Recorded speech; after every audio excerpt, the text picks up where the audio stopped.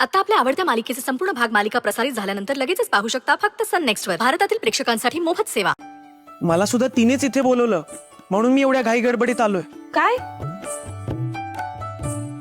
असं का केलं असेल तिने? अच्छा, आत्ता मला समजलं.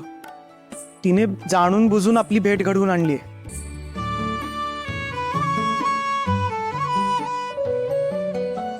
मिताली, एक मिनिट हा. मली, कुठे आहेस तू? अरे तू कुठे आहेस? मी इथे मंदिरात आलोय. तू बोलवलंस ना म्हणून आलोय. एकटाच आहेस? हो, कोणी नाहीये आजूबाजूला. बाकीच्यांचं राहू दे ना. मिताली, हो, तूच आम्हाला दोघांना बोलवलंस ना इथे. उभा काय राहिलायस नुसता? तू मितालीला प्रपोज केलायस ना? त्याचं काय आता इथे मध्ये? अरे देवा दादा, तू माझा मोठा भाऊ आहेस आणि मी तुला गोष्टी शिकवायच्या. तुला आणि मितालीला मी एकत्र का बोलवलं? तू मितालीला तिचं उत्तर विचारावं म्हणून. बिनधास्त विचार हा. चेहऱ्यावर एक छान स्माईल, प्रेमाने तिच्या डोळ्यांमध्ये बघत तिला विचार. All the best. हो, पण तू डोकं का खाजवतोयस? हा,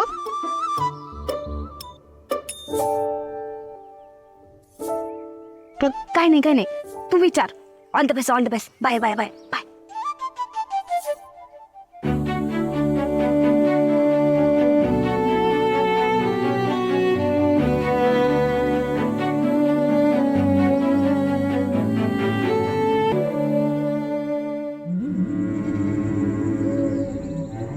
आई आई आई आई, काय झालं?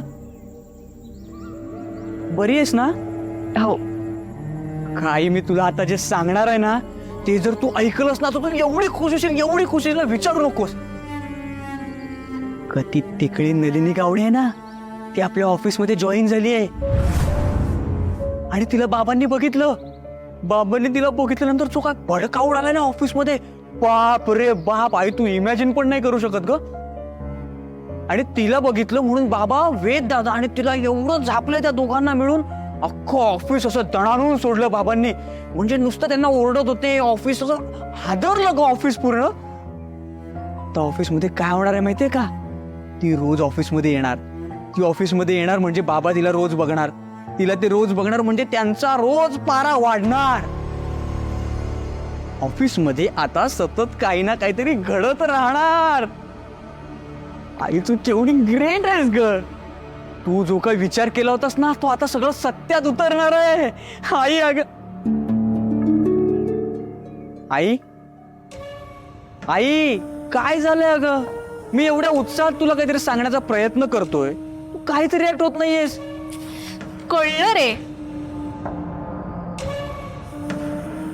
आई काय झालंय? काही नाही.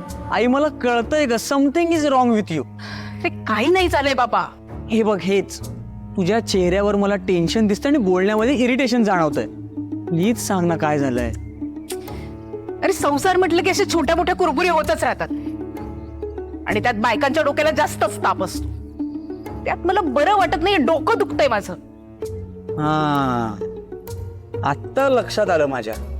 त्या सायली मॅडम आल्यापासून तुझं जरा जास्तच डोकं दुखतंय ना?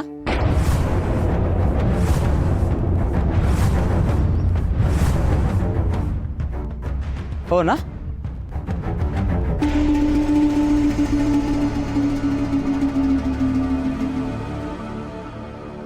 सायली,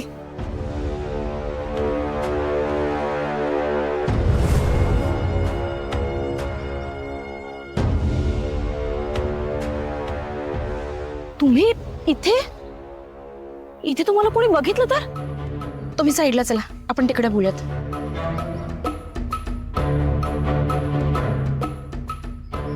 तुम्ही इथे?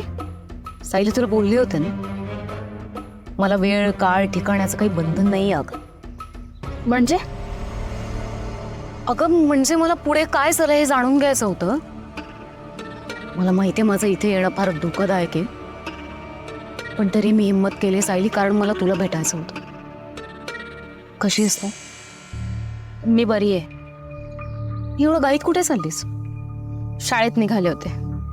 ही नोकरी हाच माझा आधार आहे. आणि किती दिवस असं केरसुणीसारखं या घरात पडून राहणार आहे मी? केरसुणी? बाबाराव खोतवर हक्क आहे तुझा, आणि तो हक्क माग सायली. ते करतेच आहे मी. पण तो बाबाराव मुलकावा देत असेल ना?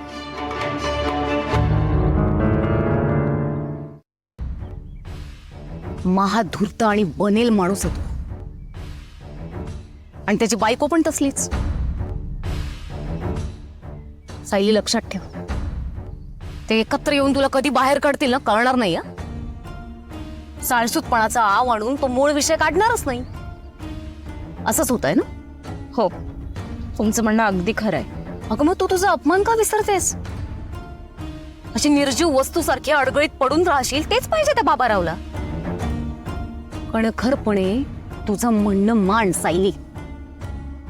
तू बाबाराव खोत एक नंबरचा चिंगूस माणूस आहे. अशी मुळमुळ रडत बसशील ना, तर एक दमडी मिळणार नाही, आणि आयुष्यभर असंच रडत बसावं लागेल. सायली, हा मामला थंड पडू देऊ नकोस. तो एक काम कर, तू तुझ्या सगळ्या मागण्या मांड बाबाराव समोर. ते मी करतेच आहे, पण तो रणजित खोत मान्य करेल का? मान्य करायला भाग पाड सायली. सायली प्लीज, अगं तू तुझ्या म्हणण्यावर ठाम राहा सायली, प्लीज.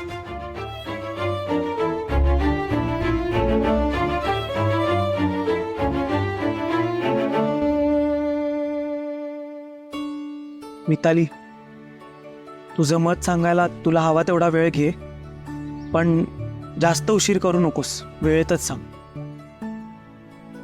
नाही म्हणजे मला तशी घाई नाही आहे,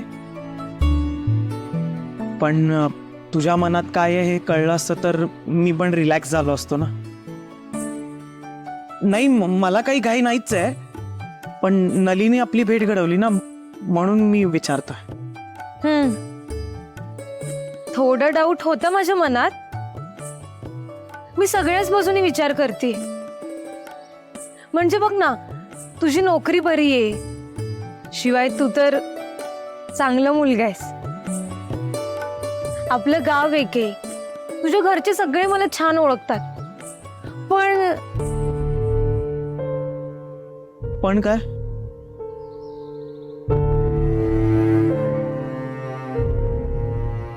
पण प्रश्न तर आहेतच ना रे.